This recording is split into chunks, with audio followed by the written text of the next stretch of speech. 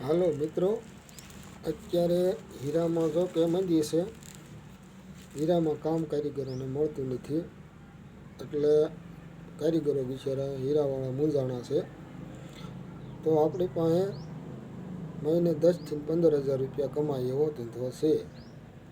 જે કોઈ ભાઈને કામ કરવું હોય એ આપણો સંપર્ક કરી શકે છે. પણ એ પહેલાં આપણી ચેનલને સબસ્ક્રાઈબર કરજો અને લાઈક કરજો, જેથી કરીને વધુમાં વધુ માણસો જોઈ શકે આપણો વિડીયો અને માણસોને ખબર પડે કે ભાઈ પાસે ધંધો છે તો આપણને કામ અપાવે. કામ અપાવે તો માણસો બિચારા બેરોજગાર ન રહે.